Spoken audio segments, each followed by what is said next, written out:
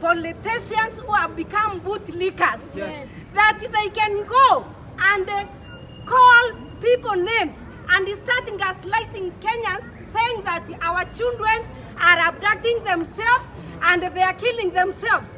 I want to pray that God's word falls on them so that their children can face what our children are facing. And we are saying, if they are not parents, they should be wherever they are. I don't know who they are representing if they cannot have mercy on the children who have been kidnapped. And I'm saying, shame on Kemani Chungwa, shame on Atuali, shame on Waluke. Those are the many leaders who are talking nonsense out there, saying that people are abducting themselves. We lost 3 people, 3 bodies who are collected on Saturday.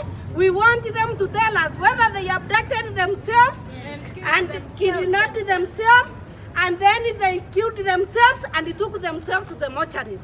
That is what we want to know from these, our sycophants, bootlickers, leaders. People power! Power! People power! Power! A people united shall never be defeated. A people united shall never be defeated. Comrades power. Power. Comrades power. Power. We are saying today that injustice anywhere is a threat to justice everywhere. So I am calling upon all Kenyans. We will keep marching until there's freedom in our country. We will keep marching until this government stops the abduction. People power. Power. People power. Power. We will keep being on these streets until corruption ends in this country. We cannot have a country that is a democracy being run as if it's a dictatorship. So we will keep doing the right thing. We will keep protesting until we have justice and freedom in this country. People power. Power. People power. Power. And we are saying we will keep doing this. We are not afraid. Kenya is not a police state. We cannot continue living in fear. We have the right to peacefully protest. The Constitution 2010 grants us the right and the opportunity to protest. So let us keep marching until this justice, until this freedom, until all the evils in this society, they are finished. People power. Power. Viva comrades, viva! Viva! Viva comrades, viva! Viva! Tunatoa roho zetu tukomboe nchi yetu, si ndio? Sasa natoa roho yangu iende kukomboa nchi. Sasa natoa roho yangu iende kukomboa nchi. Sasa natoa roho yangu iende kukomboa nchi. Sasa natoa roho yangu iende kukomboa nchi. na Rex alitoa roho yake iende kukomboa nchi. Na Rex alitoa roho yake iende kukomboa nchi. Sasa natoa roho yangu iende kukomboa nchi. Sasa natoa roho yangu iende kukomboa nchi. Comrades, viva! Viva! Comrades, viva! Viva! We gave the government, the NIS, the DCI, and the National Police Service at large an ultimatum to produce our comrades whom they abducted 15 days ago, and today they have only released 4 of them. We have many comrades still in Comunicado. They are still being held in Comunicado. And what we are saying is that we are not going to relent. We are not going to keep quiet. We are not going to be peaceful in our homes, because there is no peace when we know someone somewhere has not started their new year in a good pace. Someone somewhere is suffering. Some family somewhere is suffering. But then we have people who are coming to gaslight us that these people have abducted themselves, and these people did not have pleasure of coming to celebrate New Year with us. Some of them did not have the pleasure to come and celebrate Christmas with us. That it is their liking that they are somewhere where no one knows.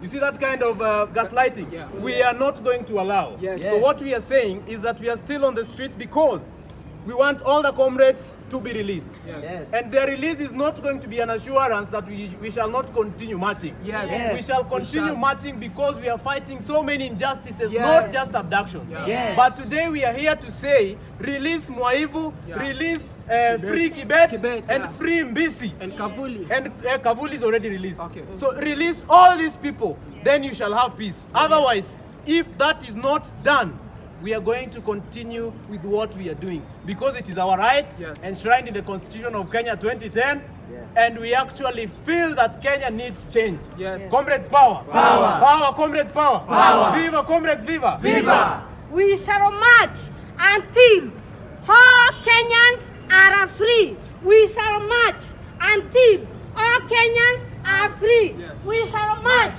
until all Kenyans are free. We shall march until all Kenyans are free.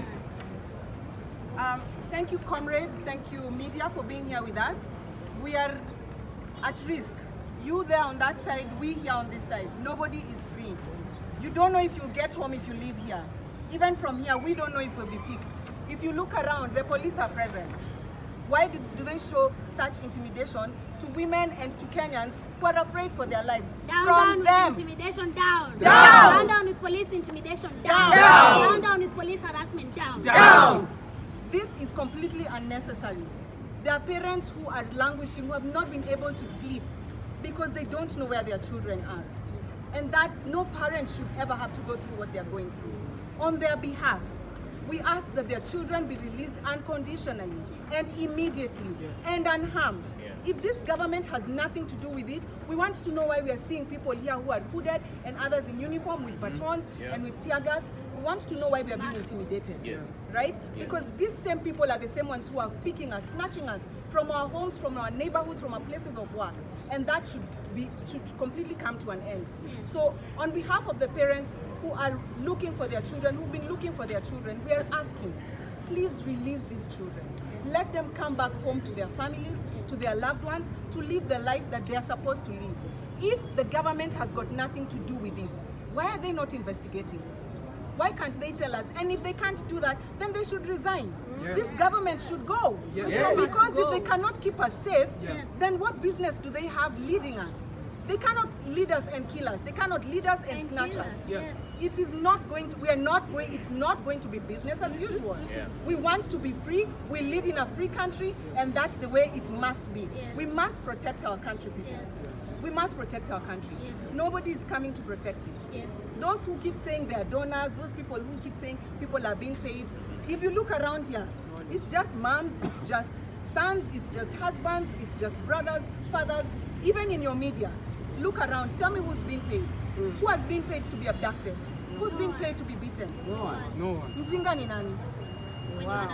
Mjinga ni mwenye nadhani kuna malipo. Nobody's being paid. And those who are being paid, you know them. And you know what they're saying. Because we have one enemy. We have one enemy. And that enemy has to go. This government must resign if it cannot keep its people safe. We cannot walk as if we're thieves. No. Well, they're the thieves. The thieves running this country must go. We must be free in every form, way, shape, fashion. A luta continua. A luta continua. A luta continua. A luta continua. I just want to add that in the midst of all these abductions, intimidations, harassment, we are going to continue loving our country. We are going to continue standing up for our brothers and sisters. We are going to continue fighting for what is right and what is just. We shall continue to defend Kenya because Kenya was fought for. Already so many people have died defending this country, fighting for the rights and future of the people of Kenya. So we are not going to relent, comrades. And to the young people at home, this is your country. This is your motherland. This is your fatherland. You can only fight and defend it because this is home. We are not here because we are jobless, because we are idling around. We are here because it matters to us that we feel safe at home. It matters to us that the Constitution of Kenya is upheld. It matters to us that the rule of law is respected. It matters to us that we walk without looking over our shoulders. It matters to us that we have a police that actually respect human rights. It matters to us that we have a country that respects us as human and people who have dignity, kwa sababu hatuombi, ni kitu ambayo tuko nacho. It is given. The moment you are birthed with your rights, and no one is going to take that from us. Not political sycophants, not people who are brainless, not people who are booty licking, not people who are just caring.